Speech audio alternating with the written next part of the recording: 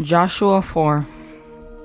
After the entire nation had finished crossing the road, the Lord spoke to Joshua. Choose 12 men from the people, 1 man from each tribe, and command them, take 12 stones from this place in the middle of the Jordan where the priests are standing.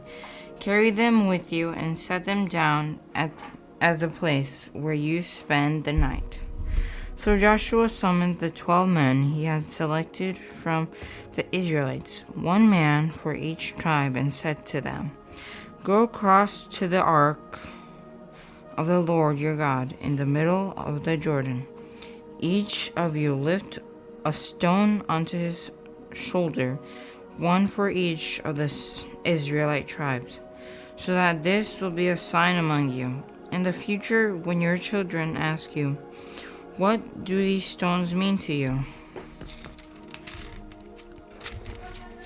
You should tell them, the water of the Jordan was cut off in front of the ark of the Lord's covenant. When it crossed the Jordan's water was cut off. Therefore, these stones will always be memorial for the Israelites. The Israelites did just as Joshua had commanded them. The 12 men took stones from the middle of the Jordan, 1 for each of the Israelite tribes. Just as the Lord had told Joshua, they carried them to the camp and set them down there. Joshua also set up 12 stones in the middle of the Jordan, where the priests who carried the Ark of the Covenant were standing. The stones are still there today. The priests carrying the ark continued standing in the middle of the Jordan until everything was completed that the Lord had commanded Joshua to tell the people. In keeping with all that Moses had commanded Joshua, the people hurried across, and after everyone had finished crossing, the priests with the ark of the Lord crossed in the sight of the people. The Reubenites, Gadites, and half the tribe of Manasseh went in battle formation in front of the Israelites, as Moses had instructed them. About 40,000 equipped for war crossed to the plains of Jericho in the Lord's presence. On that day, the Lord exalted Joshua in the sight of all Israel, and they revered him throughout his life, as they had revered Moses.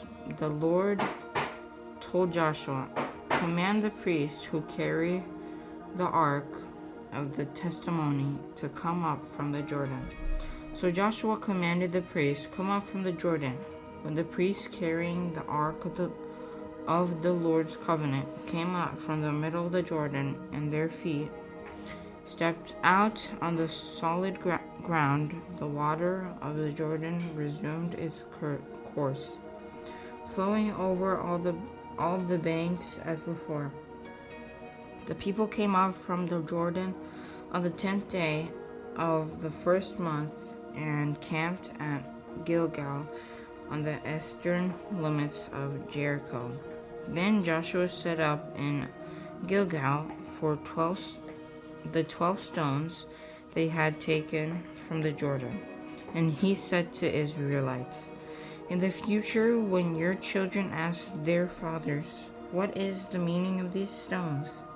You should tell the children, Israel crossed the Jordan on dry ground, for the Lord your God dried up the water of the Jordan before you until you had crossed over, just as the Lord your God did to the Red Sea, which he dried up before us until we had crossed over. This is so that all the people of the earth may know that the Lord's hand is strong, and so that you may always fear the Lord your God. Joshua 5.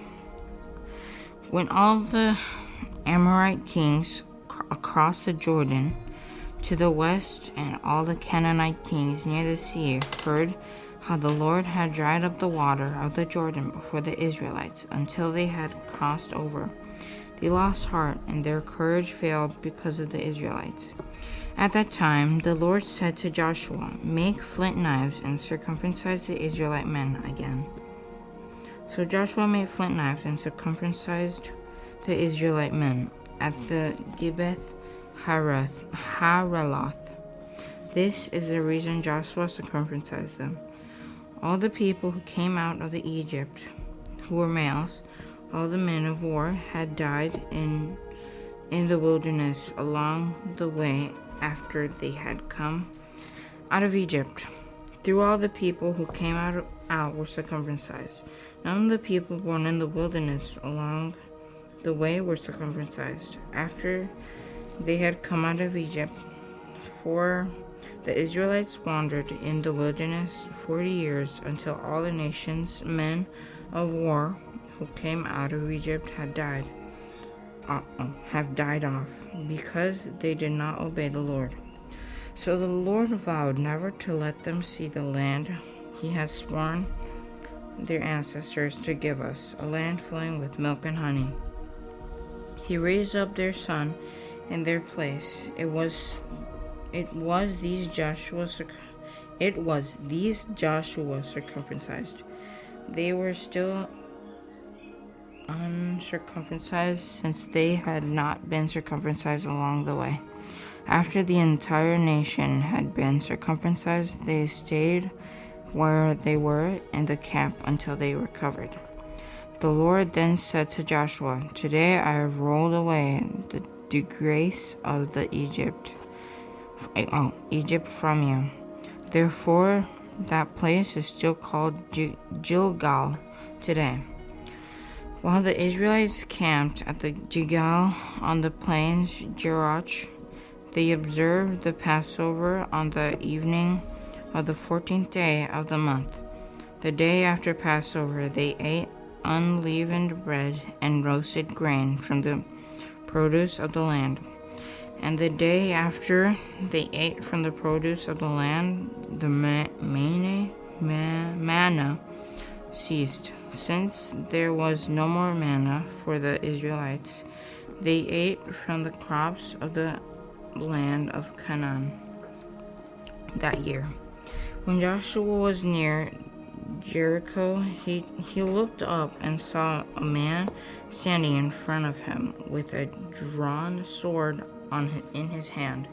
Joshua approached him and asked, Are you for us, or are you our enemies?" "Neither," he replied. "I have now come as commander of the Lord's army." Then Joshua bowed with his face on the ground in homage, and asked him, "What does my Lord want to say to his servant?" The commander of the Lord's army said to Joshua, "Remove the saddle from your feet, for the place where you are standing is holy." And Joshua did that. Joshua 6. Now Jericho was strongly fortified because of the Israelites, no one leaving or entering. The Lord said to Joshua, "Look, I have handed Jericho, its king, and its best soldier over to you. March around the city with all the men of war, cycling the city one time. Do this for 6 days. Have 7 priests carry 7 hymns, horn, trumpets in front of the ark. But on the 7th day, march around the city 7 times, while the priests blow the hymns, horns. When there is a prolonged blast of the horn, and you hear its sound, have all the troops give a mighty shout. Then the city wall will collapse, and the troops will advance, each man straight ahead." So Joshua, son of Nun, summoned the priests and said to them, "Take up the ark of the covenant and have 7 priests carry 7 ham horns in front of the ark of the Lord. He said to the troops, "Move forward, march around the city, and have the armed men go ahead of the ark of the Lord." After Joshua had spoken to the troops, 7 priests carrying 7 horns before the Lord moved forward and blew the ham's horns. The ark of the Lord's covenant followed them. While the horns were blowing, the armed men went in front of the priests who blew the horns, and the rear guard went behind the ark. But Joshua had commanded the troops, "Do not shout or let your voice be heard. Don't let one word come out of your mouth until the time I say shout. Then you are to shout." So the ark of the Lord was carried around the city, circling it once. They turned to the camp and spent the night there. Joshua got up early the next morning. The priests took the ark of the Lord, and the 7 priests carrying 7 horns marched in front of the ark of the Lord while the horns were blowing. The armed men went in front of them, and the rear guard went behind them, the ark of the Lord. On the second day, they marched around the city once and returned to the camp. They did this for 6 days. Early on the 7th day, they started at dawn and marched around the city 7 times in the same way. That was the only day they marched around the city 7 times. After the 7th time, the priests blew the horns, and Joshua said to the troops, "Shout, for the Lord has given you the city." But the city and everything in it are set apart to the Lord for destruction. Only Rahab the prostitute and everyone in her house will live, because she hid the messengers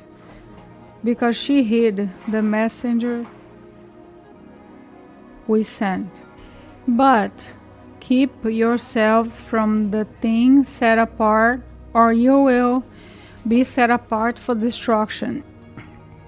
If you take any of those things, it will set apart the camp of Israel for destruction and make trouble for it.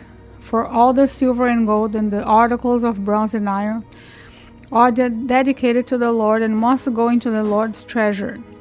So the troops shouted, and the horns sounded. When they heard the blast of the horns, the troops gave a great shout, and the wall collapsed. The troops advanced into the city, each man straight ahead, and they captured the city. They completely destroyed everything in the city with the sword, every man and woman, both young and old, and every ox, sheep, and donkey. Joshua said to the 2 men who had scouted the land, "Go to the prostitute's house and bring the woman out of there, and all who are with her, just as you swore to her."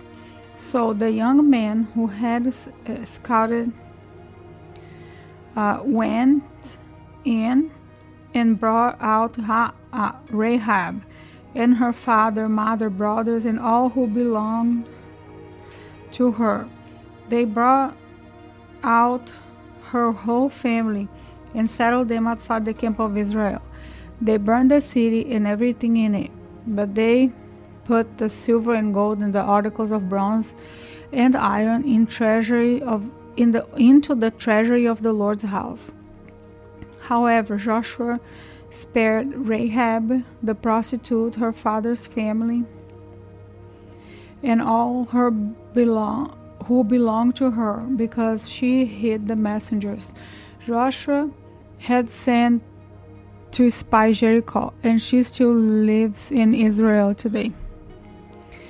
At that time, Joshua imposed this curse: the man who undertakes the rebuilding of the city Jericho is cursed before the Lord.